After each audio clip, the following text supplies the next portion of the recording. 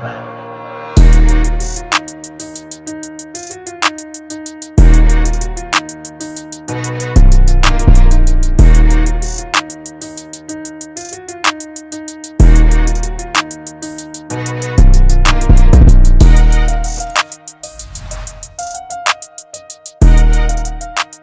can say that without a doubt, this tutorial has been the most fun I've had making a video for a long time. So hopefully you guys have as much fun with the process of this as I did. Welcome back to the channel, my friends, or if you're new here, let me be the first person to welcome you to the channel. We're going to make some cool stuff today. Specifically, we're going to be creating our own custom face mask, and then I'm going to show you how to track it onto our face. We're going to talk about the methods for doing that, some free methods, some paid methods. So I'm planning 2 sequels for this tutorial. The part 2 that I want to create for this is going to be a deep dive into customizing. If today you're going to learn how to make a mask like this, the next video I want to show you how to make this mask spin, shoot fire, glow, have all these different elements surrounding it, and really customize it to make it your own. The third video to complete the trilogy of this is going to be how to take everything that you made here in After Effects and upload it to Instagram and Snapchat for you or anyone that follows you to use as a filter. So that'll be pretty cool. I'm excited about that. But let's start with the basics. We're gonna go baby steps first. Let's flash back a couple of years ago to when I first got interested in video editing, visual effects, 3D. I stumbled across this video by Teddy Mason, and I really just loved how everything in this video came to be, where you have this 3D face mask. It looks like something from Halo, and he's also mixing together a few things from Video Copilot tutorials, where you have this subsurface skin, you have these crazy eyes. So again, we'll cover things like that in the part 2. Let's just first worry about how to create a mask like this, our own custom mask to fit our face. If you guys would like, if you don't want to go through the whole sculpting process, actually skip this part. I don't recommend it because I think it is really awesome to be able to create your own stuff from scratch and customize it however you want. It also saves you a lot of money. But if you would like, just look up turbosquid.com, cgtrader.com, tons of different free or paid masks. All you're going to need is an OBJ or a C4D file of this mask, and then you can follow along like the rest of everybody. So if you want to skip the sculpting, again, that's fine. Just grab whatever 3D mask you think looks cool and use the little timestamps, skip to the tracking part.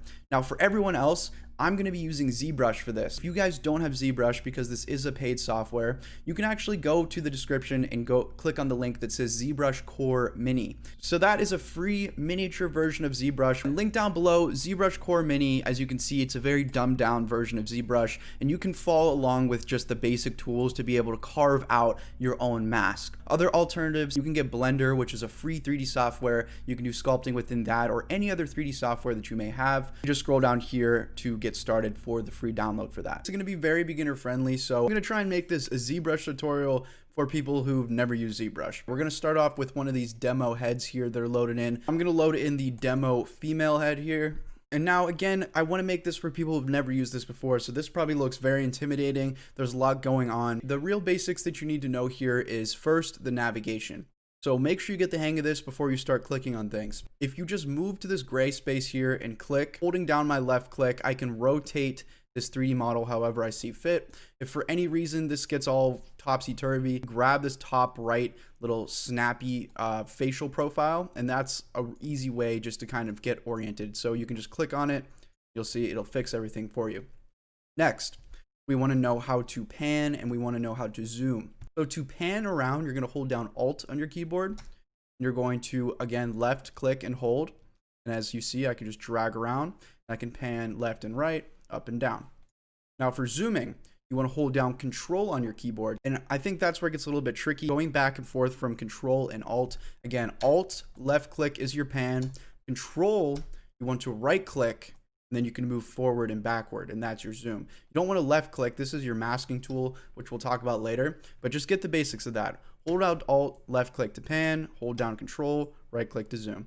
So practice that before we move forward. Make sure you're comfortable with that. All right, so now that you have your basic navigation down, I want to mention that there's 3 main ways that you can do this. I'm going to give you enough basic information on each so that you can go about doing it, but I'm also going to leave some more in-depth tutorials in the description in case you're having any issues or in case you want to go more down the rabbit hole with a specific method. Method number 1, and this one is pretty simple, go into method number 2, and this is my favorite method. That's how I created the mask that you saw at the beginning. So again, I'm just going to load in the default female head, and this is just going to serve as a little placeholder to work the mask around the shape of the face. we're gonna hide it at the very end and just export only the mask. So let's do the same thing. Let's just smooth this out because the roughness kind of bothers me. You can go to geometry here, you can go to divide, and let's do that twice. So we have a nice smooth little face here. So here's a good time to just give you a beginner little guide to sculpting. If you go over to this top left, you're gonna see these brushes. You can select this and you have all these different brushes to make different patterns, add, delete from the base mesh that you see in front of you. So the two main ones that we're going to use is going to be this move brush, and it's going to be the clay buildup brush. So I like to select clay buildup, and I use this to add on. You want to change the look of this face. You can just click. You'll see it's very rough at first. If I kind of carve in here, it's going to add a lot more depth. So there's a good idea of what that can do. Now that looks very ugly. To make that look better, you hold down shift, it'll turn blue, and then you draw over that. That's gonna smooth everything out. Holding down shift automatically selects your smooth brush. So very quick and simple little explanation for how you can add geometry on and how you can smooth things in to change. Those are very important steps. If you want to cut into the mesh, you hold down Alt, and let's say you can maybe carve out the eye here, and then hold down shift, smooth it out. That looks terrifying, but you get the idea. So click to add. If you keep going, it'll add some more depth. Holding down shift to smooth, holding down Alt to cut away and delete, just like that. We don't want to just draw on top of this face. We want to add a mask and kind of form it in the shape of the face. So before we start creating the mask, I'm just going to show you this little project file I did of when I was first kind of experimenting. And Zbrush has this cool little feature where you can slide through here and it just shows you every step. So we're going to start by adding a sphere onto our face, positioning it where we want it. And then I'm just going to use those brushes and tools that I just showed you to carve it around the path of our face and then slowly sculpt it into what we want. Next, what I'm going to do is we're going to start using some of those custom brushes to add some crazy stuff like spikes, horns, different alpha textures onto this so we can add that cool touch, showing you the different steps of going through here and just making some cool little freestyle masks. So that's how it turned out. All right, so we're back in here again with our base mesh. Let's add that sphere over top, which is going to eventually be molded into the mask. So to do that, what you want to do is you want to come over here to your menus on the right, click on Subtool, very first tab above geometry. With your female head here, you're going to see all these options on the right. Option that we want is called append. So go ahead and click append, and it's going to allow you to now bring in some other geometry, which we can use over top of this. So I'm going to go ahead and just apply a sphere. So this is covering up our head. So what we need to do is we need to transform this. So up here in the top left, you're going to see move, scale, rotate. And in our subtool menu, now you'll see our sphere. All right, so with the sphere selected, we're going to select scale first in the top left. It's going to open up your axes here. You'll see this little square. This is your scaling tool. Click and drag that down. And you want to give it enough space so that you have enough geometry to really create what you want. If you maybe want a full face mask, maybe something like that. If you want something kind of smaller, you can go smaller, but I'd rather you go bigger than smaller because you don't want to have to run out of geometry with this. And then I'm going to grab our Z axis and just move it a bit forward and maybe scale it down just a tiny bit more. Make sure that you are selecting the sphere in your subtool menu whenever you're making these adjustments. You don't want to be on this and changing any of that stuff. So go to your sphere. Now we can go up to edit. It's going to say the active mesh is currently in 3D mode. So now you can go up to the top left here and just select a brush to start editing this. And we're going to start off with this little move brush. And let's use our brackets on our keyboard to make this bigger. We're going to use this, shape the sphere into the shape of a mask. So let's start grabbing edges and kind of pulling them across. Hold down shift and smooth that out. So make sure you guys have those basic little add smoothed tips that I showed you earlier down. Here's another thing. So you see how I made this adjustment on the right, but it's not on the left. Whenever you add in something like that, sometimes it'll switch off your symmetry.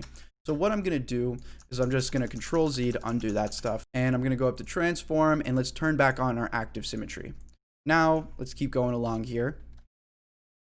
Holding down Alt, we'll push that past the nose a bit. You can see how things are starting to come along. So we'll keep moving this a bit more.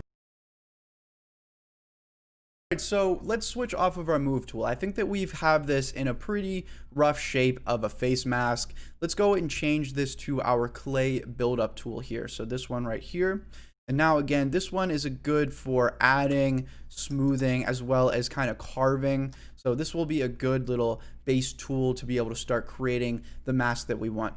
So let's choose how we want this. I don't want this over the top of the eyes. So let's just hold down Alt. And then again, holding down Shift to smooth that all out. I want this over top of the nose. So we'll apply some on top of here. Like to add some geometry, make it a little more thick. We've already got a pretty cool little shape of a face mask just by doing a little bit of smoothing and just using those basic tools that I showed you. So make sure you familiarize yourself with that. So say, for example, you want to add like an upper part, you want to make it a full face mask. You guys could have just started with a larger sphere at the beginning and then just try to kind of work it all from one sphere. Or you guys could always just rewind, use those same steps to add in another sphere for the top and maybe add like different pieces to the head. Now, if you want to start adding in some decoration onto this or a few different elements, it can really all be done with your brush here. So if you go to your brush, you see you have a bunch of different options for adding interesting things. One of them that I really like is displace. You guys can just start clicking in here. It'll grow out, and that's easier than just the build up. Your normal little clay build up here. If you try and do the same thing, you'll see you have these distorted geometry when you do that. So using the displace can definitely help. Another one that I think is really interesting is chisel creature. This one is pretty cool. So you select it, it'll kind of load in like this, and it gives you some different options for some interesting things that you can apply. You can add teeth, you can add horns, eyes, scales. So a lot of different texture things like scales. If you really want to do that, you can draw that in like that. Another thing that's pretty interesting, again, the horns and the spikes. I think this one's really cool. So I can kind of create these horns. So I can just click and drag out these little horns like this, holding down Shift. I can smooth that out. That's how I created that original mask that I was showing you. There's really a bunch of different things. I recommend you just experiment. This is like the elastic brush, I think. So you can create some different patterns using that. Maybe you want some of these like exhaust pipes. And you can see you can scroll through here and get a bunch of different ones as well. So this is actually very useful, especially if you're trying to create some sort of like cyberpunk styled thing. Add these bolts here. So it's actually very fun to kind of just go in here and experiment and just make your own custom little works here that we're going to eventually track into our videos. Kind of add these pistons like going through the mask like that. And I'm really, again, just kind of freestyling this. But just from using a couple of brushes, within a matter of a few minutes, we were able to create some really cool stuff. So a very different style from that first one that I'm going to put a little time lapse here. In that first one, I just kind of used the spikes and I tried to make it a little more sci-fi. So two very different approaches, but again, using the exact same little techniques. For any reason, when you're applying those custom little gear brushes, if it's highlighted and everything's dark like that, that's because it's kind of doing these selection masks. So just click Control A and select all. So if you are using those custom brushes like the gears that I used in this example, and you see how this is dark gray and I can't use my clay buildup to draw on it, it's because it's kind of locked in this selection. So I'm going to go over to this polygroups tab on the right. It's as you see, subtool geometry. Just keep going down until you find polygroups, and I'm going to click the group masked button here. Now that turns back to this editable, and we can just add any of those little normal textures that we may want. So now let's take this bad boy, bring it into After Effects, and actually track it onto our face. So before we do that, let's go back up to our subtool here, because again, we're not exporting the face, we only want the mask. So here where it says female head, just hide that, hide the eyes. I'm gonna hold down Alt and just kind of cut away from this to make it hollow. And then again, using Shift, smooth that out. And we're just gonna repeat those steps. Make sure that you don't mess up the back as you are doing this. So this is now ready to export. Little side note, if you guys have Substance Painter, which allows you to texture things right out of Zbrush, that can be useful in your workflow in terms of if you want to give this a full texture. But this is just kind of a basic version of creating the geometry, and then we're just going to edit it within Element 3D After Effects, or you can bring it into Blender or C4D before the fact and just do your texturing there. Let's just scroll up here on the right. So above subtool right here, we're going to go ahead, we're going to go over to export in the top right. And you'll see we can just export that as an OBJ. All right, guys, so once you have created your mask, I made two, the little steampunk one you saw me make. Let's go ahead and pop into Adobe After Effects. Let's talk about taking your real footage and tracking that onto our face. You want to shoot with a faster shutter speed, meaning that you don't want a lot of motion blur. Having a lot of motion blur will make it harder for After Effects to get a successful track. So shoot with a faster shutter speed. You also want to make sure you have solid lighting. I have a little bit of this blue lighting here, because that's where I'm going to place this kind of glowing blue mask. So if you want to do some creative stuff like that, you can. Once you're ready, let's go ahead and bring this into After Effects. You can either just start within After Effects, or if you use Dynamic Link, you can do that within Adobe Premiere. So bring your footage into Adobe After Effects. Now, you may be wondering what method we're going to use to track this onto the face. And a lot of people probably will say, oh, if you want to get a good face track, you should use something like Synthesize. You should use something like Buju. Those are two paid softwares. They're very great 3D tracking softwares. But we have everything that we're going to need within Adobe After Effects here. We're going to first start off by creating a mask over our face. So let's come up here to our toolbar in the top left. You're going to see this ellipse tool. You can also click Q. If you're not seeing that, you may need to hold down Alt and just click on whatever shape is there until you have a circle. Take this ellipse tool and draw a circle around your face, just like that. So we're going to go into the bottom left here. We're going to open up these options and we're going to open up our mask. You're going to go to where it says mask path and we're going to keyframe that. If you want, you can also change the mask from add just to none for now. Now what we're going to do is we're going to create some basic keyframe, creating a basic path of the mask going over our face. So this is very easy. I'm just going to scroll back and my face is over here. So what we do is we don't select the layer. You select the mask here and then you can hold down Control and just position this over your face. And now you'll see, since we are creating these keyframes, here's one here, one there. As I move forward in my timeline, my mask is going to move with my face. So let's do that throughout the whole timeline. Just kind of make the mask follow with my face, with your face. We'll scroll along and just create these little keyframes as we go. You don't have to make millions of keyframes here. Just make sure that it is within the basic shape. We're going to right click on the footage here and we're going to pre-compose it. So pre-compose, we're going to name this face track, and I'll just say sci-fi mask because that's what we're going to track on here. So next we need to show our mask. Let's click M and you'll see our mask was set to none from before. Let's set that to add this time. So now you should just have a circle, blank background with just your face showing. You can toggle the transparency here if you like. So normally what you could do from this point is you could just right click and bring up your track and stabilize track camera. But to avoid any composition issues, what we're going to first do is bring this in a new composition. Whatever the name of this comp is, this one is linked comp 5 for me. Just go to your project bin in the top left, find wherever that is. So here's linked comp 5. Drag that into a new composition just by dragging it over this button here. So now we've created a new composition. We can right click on this now, go to track and stabilize, and we can track the camera. All right, guys, so our 3D camera track went through. As you see, if I scroll through here, we have tons of tracking data only on our face, which is exactly what we want. We're isolating it. So now what you can do is you can double click in this pre-composition. You can click M to bring up the mask, and you can just delete the mask. We're not going to need the mask from now on. If you just pop back into that comp that we created earlier, you go to your effect controls in the top left here.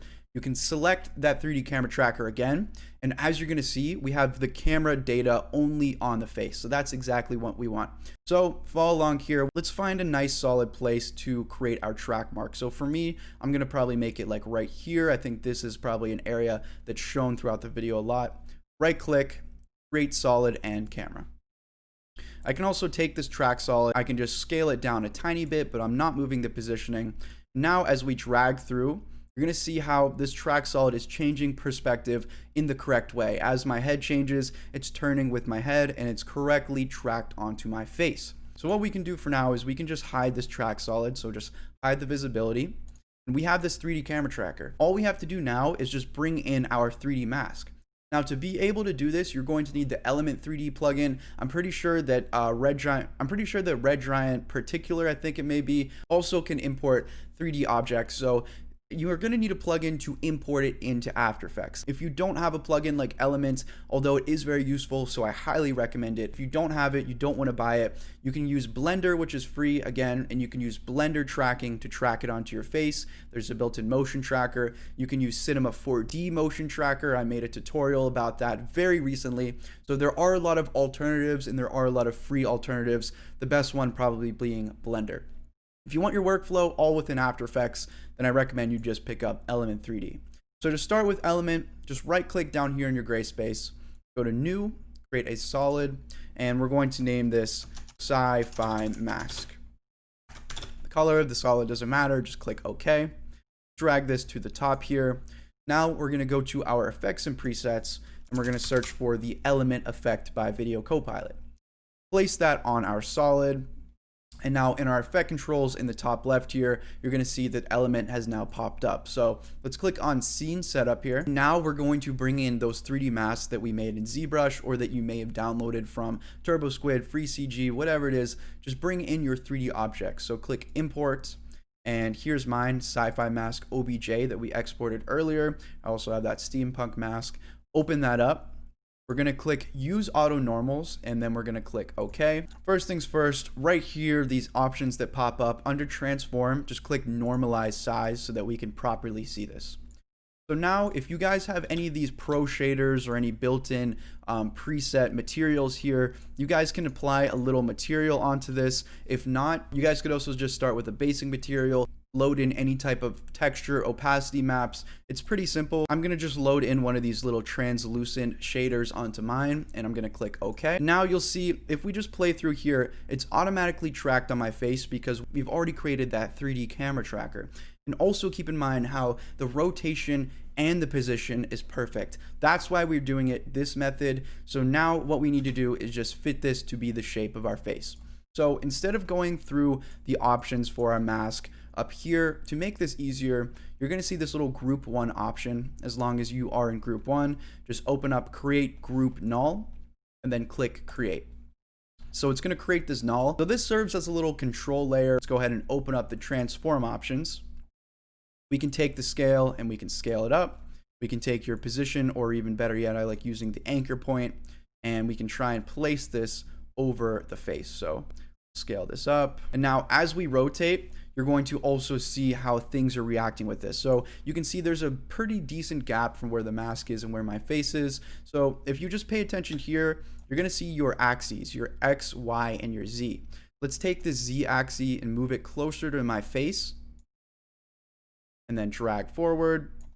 And now let's also fix the scale and try and readjust everything from there. And there you go, just a few tiny adjustments and we already have this mask correctly fitted onto my face. So I do recommend this tracking method as the best way. It takes minimal effort and usually it has the best results. You are going for something like this where you can kind of see through the mask and you want to have some facial effects underneath. To do something like that, you just need to change the blending mode. So we can select this sci-fi mask layer, we can go to the mode and we can set it on something either screen or add. And I really like the look of this because you can see the face through here and it kind of looks like this bubble that's over top of your face. So there you go. Get creative with this. You guys can change any of these blending modes. If you don't have to go with add or screen. I tried hard light and soft light before, and I thought those were also looking pretty cool. Now from here, it's all just about customization, and I really want to dive deep into this in part 2 of this tutorial, where we're going to talk about creating those crazy spinning elements, etc. Here's these little steampunk mask that I showed earlier in ZBrush. I also did the track. I just figured I'd do the sci-fi part for the After Effects, but it's using the exact same steps. The only different thing that I did for this mask here is you see that I added a slight shadow over top of the face. And the way that I did that is very, very easy. So here's what the shadow looks like. I just clicked Control D to duplicate it. I placed it underneath and I renamed it to shadow. Applied a little fill effect, made that black, and then I went and blurred it. So let's just look up blur, camera lens blur. I also just scaled it a little bit to show the parts that I wanted. But pretty simple. Any other little details or things that you specifically want to see in part 2 of this, or even part 3 when we bring it into Instagram and Snapchat, comment that down below. I'll be sure to add that into my notes. Other than that, guys, as always, thank you so much for supporting. Thank you so much for watching, and I'll see you guys in the next one.